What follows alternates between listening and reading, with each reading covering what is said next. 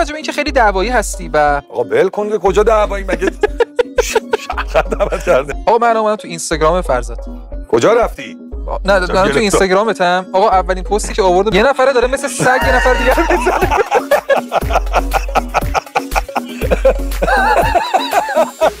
میاد دعوایی نیست. بله بقیه‌اش تقریبا همینه. یه سری آدم دارن همدیگه رو میزنن و شخصی ترین بخش گوشی یک نفر اینستاگرام نیست.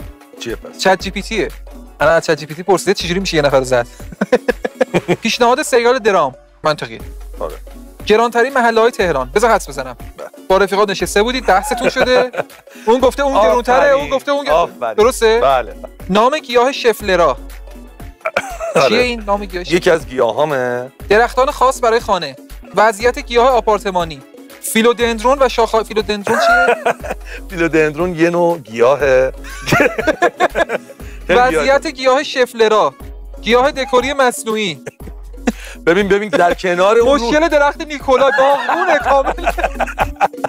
گفتگوی فارسی با خانم. نوشته میخوام با صدای خانم با هم صحبت کنم. فارسی هم صحبت. من چت جی پی تی رو اول دوستم داشت یه خانم حرف میزد. چت جی پی تی دوستت داشت؟ نه چت جی پی تی دوستم داشت که بهم گفت شما بری. دوست تو آره. مال ایشون خانم حرف میزد. آها مال من یه آقا حرف زد. گفتم دیگه چون به ما رسید آقاشو گفتم اگه میشه اینو تغییر بدین همون صدای خانم باشه. بعد نوشید cheer on him to himself. یا انگلیسی صحبت کردی؟ تو چرا انگلیسی صحبت کردی؟ من صحبت کردم انگلیسی. اصلا اینجوریه که اون یهو انگلیسی صحبت می‌کنه بعد تو اینجا یهو انگلیسی صحبت کردی.